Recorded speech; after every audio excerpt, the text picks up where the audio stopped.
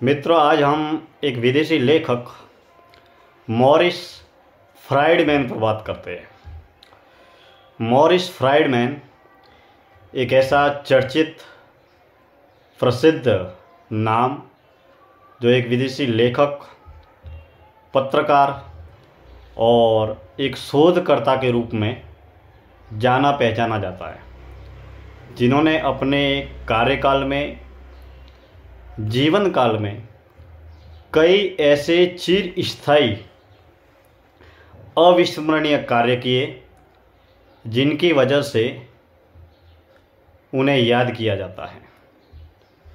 Morris Friedman विदेशी होने के बावजूद भी उनके जीवन काल का अधिकांश समय भारत देश में बीता। भारत देश में रहकर, जीकर वह कई आत्मज्ञानी साधु संतों के संपर्क में रहे। उनके जीवन की, उनके ज्ञान की खोज भी की और यह खोज करते करते उन्होंने अपने जीवन काल में बहुत अविस्मरणीय कार्य किए, जो आने वाली पीढ़ियों के लिए हमेशा उपयोगी भी होंगे और प्रेरणा भी देते रहेंगे।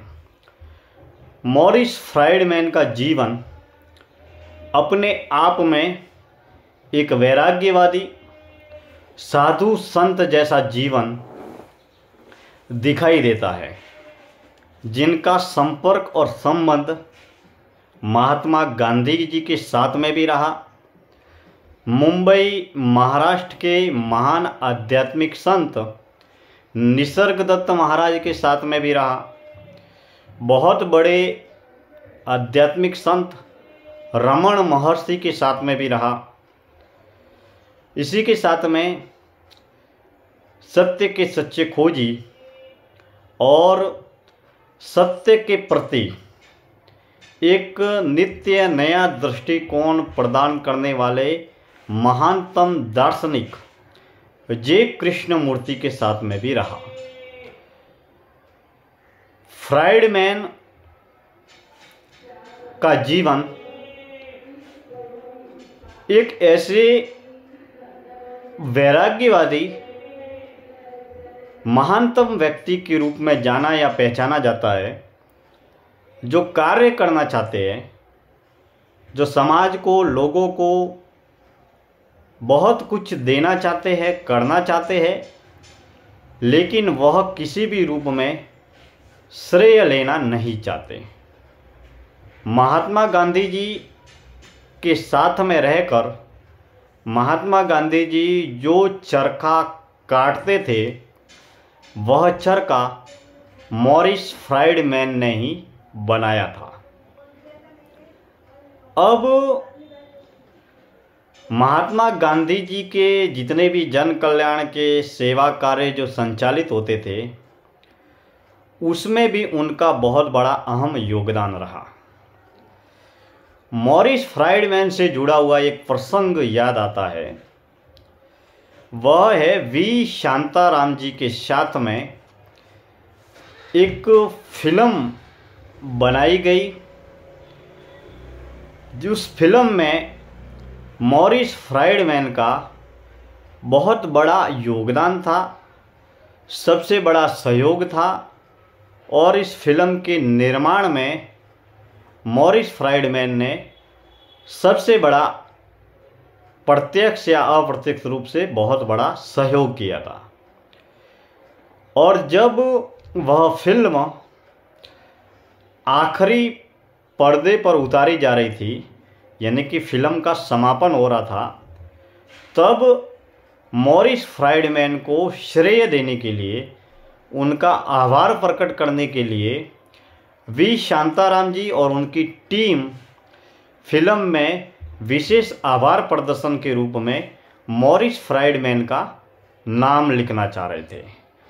आभार प्रदर्शन के रूप में, धन्यवाद के रूप में, विशेष सहयोगी के रूप में मॉरिस फ्राइडमैन का नाम देना चाह रहे थे। लेकिन मॉरिस फ्राइडमैन श्रेय लेने हेतु या उस फिल्म में अपना नाम लिखवाने हेतु इस कार्य के लिए वह समर्थन में नहीं थे। उन्होंने वी शांताराम जी को अपना नाम फिल्म में लिखने के लिए मना बोला। और यह प्रसंग ये भी बताता है कि जब न कहने के बावजूद बिना सहमति के अगर उन्होंने फिल्म में नाम लिखा तो वह उनके खिलाफ केस करेंगे कि मेरी सहमति और अनुमति के बिना इस फिल्म में मेरा नाम लिखा गया है। इस प्रसंग या इस कहानी से आप समझ सकते हैं कि मॉरिस फ्राइडमैन कितने निःशुल्क निस्वार्थ सेवा देने वाले वैराग्यवादी व्यक्ति थे। निर्मोही वितरागी वैरागी व्यक्ति किस तरीके से वो श्रेय लेने से हमेशा पीछे रहते थे, जबकि आज के इस दौर में कुछ न करने के बावजूद भी लोग श्रेय लेने के लिए, चर्चित प्रसिद्ध लोकप्रिय होने के लिए, मान सम्मान पद पुरस्कार पाने के लिए उनके पीछे दौड़ते हैं, भागते हैं। इसकी जगह मॉरिस फ्राइडमैन इसकी विपरीत दिशा में श्रेय न लेने के लिए वह प्रयत्न कर रहे हैं। इस किस्से से ये समझ में आता है कि उनके जीवन में कितना बड़ा वैराग्यवादी दृष्टिकोण था।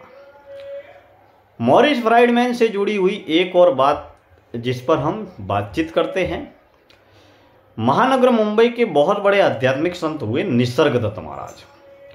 महानगर मुंबई के चढ़नी रोड, ग्रांट रोड ईस्ट में 10वीं खेतवाड़ी है। 10वीं खेतवाड़ी में वनमाली निवास में आत्मज्ञानी आध्यात्मिक संत निसर्गदत्त महाराज रहते थे। अब उनकी एक जो पुस्तक है अहम ब्रह्मास्मि हिंदी में है और आई एम दैट इंग्लिश में है। वह अद्वैत वेदांत ज्ञान आत्मज्ञान पर केंद्रित महानतम विश्व प्रसिद्ध ग्रंथ है। इस ग्रंथ के ज्ञान का संग्रह करने में, उसे प्रकाशित करवाने में, उसका संपादन करने में मॉरिस फ्राइडमैन का बहुत बड़ा योगदान है। निसर्गदत्त महाराज के संपर्क में जब मॉरिस फ्राइडमैन आए तो उनके संपर्क में रहकर वह बहुत ही प्रभावित हुए। और उस समय निसर्गदत्त महाराज मराठी बोला करते थे क्योंकि वह मूल मराठी थे। अब उस समय निसर्गदत्त महाराज के साथ में उनकी और अन्य साधक मित्रों की ज्ञान, धर्म, दर्शन, आध्यात्म, आत्मज्ञान, ईश्वर, सत्य से जुड़ी हुई जितनी भी बातचीत हुई उनको कैसेट के माध्यम से रिकॉर्ड किया मराठी में।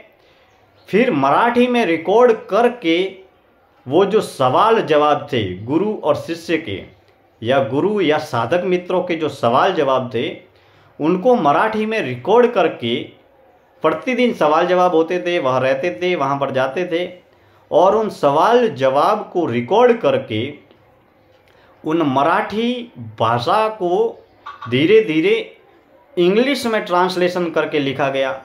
फिर इंग्लिश के साथ में हिंदी में अनुवाद करके लिखा गया। फिर उसको प्रकाशित किया गया।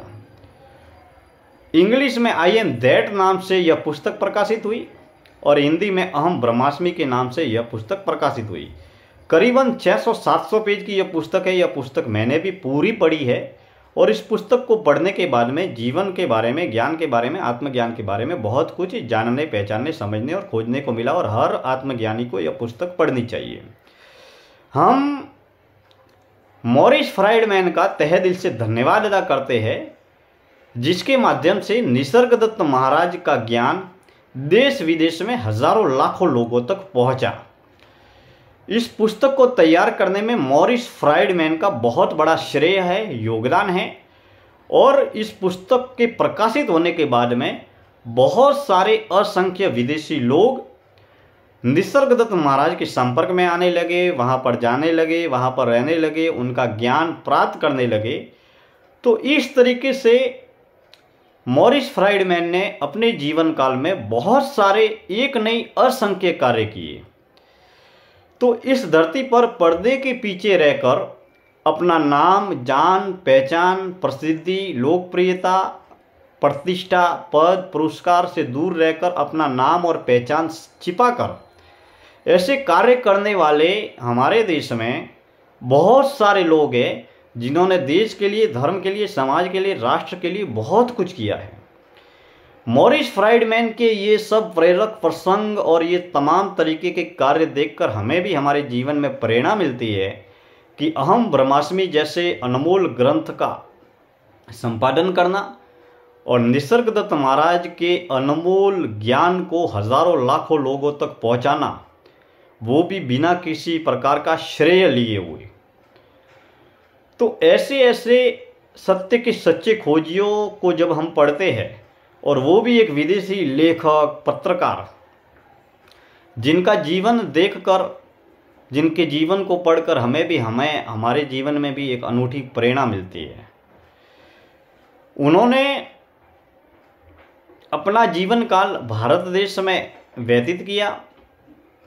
जय कृष्णमूर्ति, रमन महर्षि, महात्मा गांधी, निसर्गदत्त महाराज के साथ में अन्य कई आत्मज्ञानी साधु संतों के वह संपर्क में आए और सत्य की खोज करने के साथ साथ में कई ऐसे चिरस्थायी कालजयी कार्य किए जिन्हें आने वाली पीढ़ी हमेशा हमेशा के लिए प्रेरित होती रहेगी, उनके ज्ञान के माध्यम से मार्गदर्शन करती रहेगी। अगर निसर्गदत्त महाराज की यह पुस्तक अहम ब्रह्मास्मि तैयार नहीं हुई होती तो उनके अनमोल ज्ञान से हजारों लाखों लोग लाभान्वित नहीं हो पाते। आज यह अहम ब्रह्मास्मि पुस्तक विश्व प्रसिद्ध पुस्तक है, क्योंकि निसर्गदत्त महाराज मराठी में बोलते थे और वो जो बोलते थे तो उन्होंने कोई न तो लिखा न रिकॉर्ड किया, लेकिन धन्यवाद है मॉरिस फ्राइडमैन का, जिन्होंने अपने जीवन काल में इस पुस्तक का संयोजन संपादन करके प्रकाशित किया। इसी के साथ में उन्होंने अपने जीवन काल में बहुत सारे कार्य ऐसे चिरस्थायी किए होंगे जिसका श्रेय उनको जाता है और उनके इन चिरस्थायी कार्यों का लाभ आने वाली पीढ़ियों को मिलता रहेगा। लेकिन मॉरिस फ्राइडमैन जैसे विदेशी लेखक, वक्ता या पत्रकार के जीवन काल को, उनके कार्य को हम पढ़ते हैं तो ये प्रेरणा मिलती है कि जीवन में कार्य सर्वोपरि है, न कि मान, सम्मान, पद, पुरस्कार या प्रशस्ति। मित्रों, मॉरिस फ्राइडमैन के जब ये किस्से और ये प्रसंग जब मैंने पढ़े और सुने तो वास्तव में मुझे भी एक अद्वितीय प्रेरणा मिली कि हमें भी हमारे जीवन काल में श्रेय लेने की अंधी दौड़ से दूर रहकर जीवन की खोज में जीवन को लगाना चाहिए, ताकि भीतर से असली आनंद की अनुभूति हो और हम समाज के लिए, देश के लिए, राष्ट्र के लिए और अपने आप के लिए बहुत कुछ कर सकें। मित्रों, मॉरिस फ्राइडमैन के साथ में हम समय समय पर आने वाले वीडियो में निसर्गदत्त महाराज, जय कृष्णमूर्ति जी, गगनगिरी जी महाराज, मुक्तानंद जी महाराज, नित्यानंद जी महाराज के साथ में अन्य कई सत्य के सच्चे खोजियों पर बातचीत करते रहेंगे। आज की जीवन दर्शन यात्रा में इतनी बातें। धन्यवाद।